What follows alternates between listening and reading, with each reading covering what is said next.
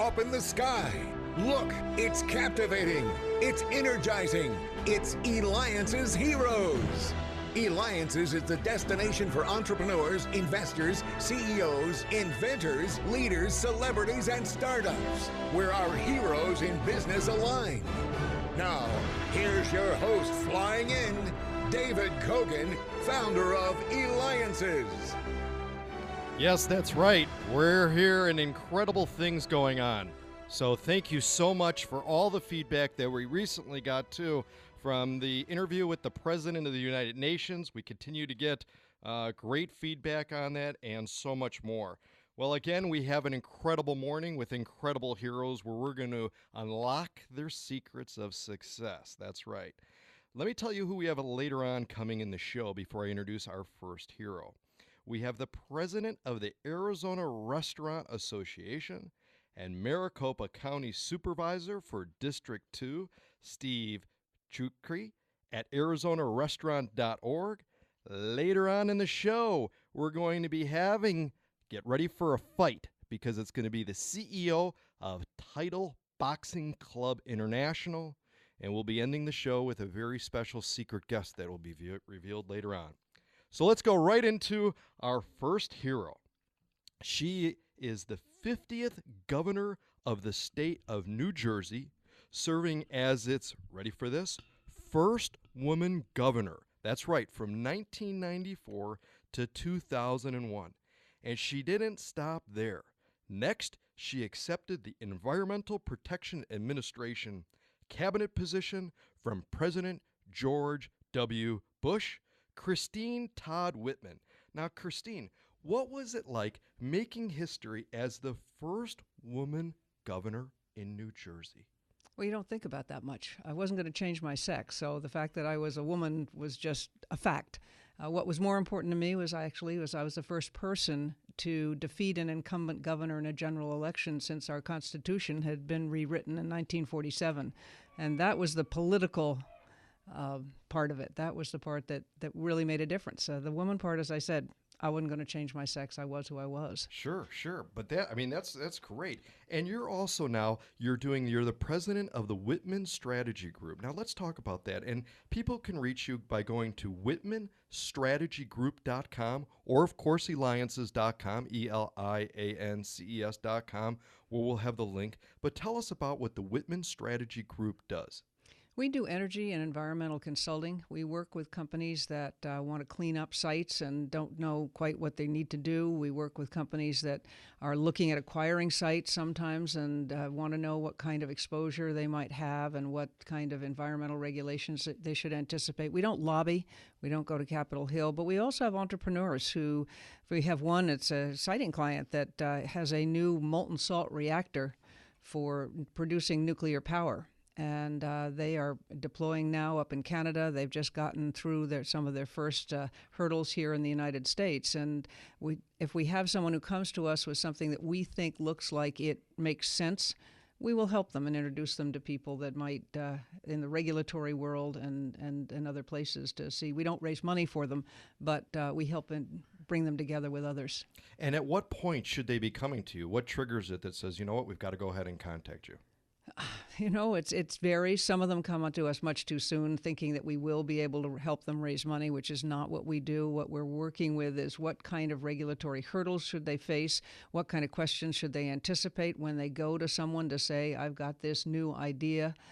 We have one client who's wonderful. He started he was a student at Princeton, and don't ask me why he got this idea, but he thought it would be a really good idea to make liquid fertilizer out of worm poop, which he did. And he started to make so much money, he said, the heck with Princeton. And he now runs a company called TerraCycle, located in Trenton, New Jersey, that recycles everything that nobody else does. And if you buy coffee, let's say from Nespresso, and you have those pods, which include vegetative matter as well as aluminum and other kinds of metals, and nobody can recycle them, they go in a bag. If you buy them from Nespresso, you get a prepaid bag, and you send it back through UPS, and they recycle it all. That's incredible. They're fun people like that. They're fun people who have these good ideas, and we will We still have very good relations with the career people at the Environmental Protection Agency if it continues to survive, which is a challenge right now. In fact, that's what I wanted to ask you next, Christine. What do you see as being the future of the EPA? Well, I'm very worried because, the Environmental Protection Agency is about protecting human health and the environment. It's not a bunch of people who suddenly think, gee, I want to make somebody else's life miserable by coming up with this regulation. And so what they do is also very much prescribed by the enabling legislation that the way Congress set them up. I mean, there are certain things you have to consider. You have to consider when they made the findings that carbon was bad for human health. That went to the Supreme Court. The Supreme Court said yes in what's called an endangerment finding. That left EPA no choice but to act if Congress didn't. And so it's all about protecting human health. I mean, clearly you can streamline anything. It's appropriate to look at some regulations to see have they overstepped, are they being enforced, and this is a problem that we see quite often. There are 10 regions for EPA, 11 for most of the other departments of the federal government, and they don't always apply the regulations in the same way, and that's a problem. That's an issue, and you see that happening. And then there are things, the most controversial right now is the waters of the United States, which can be overburdensome, I think, in times, but it's also about protecting human health. We want clean water. We want clean air, and it's important for our quality of life. Completely agree. And you're listening to Eliances Heroes with me, David Cogan. Be a hero, go to where entrepreneurs align, and be part of the community, Eliances.com. That's Eliances.com. Fill out the form where you may have the opportunity to attend one of our many experiences, possibly even be on the radio with our other heroes, because we're interviewing now the hero, former governor of New Jersey, EPA cabinet from President George W. Bush, Christine Todd Whitman, who could be reached at whitmanstrategygroup.com. Now, Christine, you also have 2 children and seven grandchildren. Yep. What do you hope that they have learned or will learn from you that they could carry out into the world?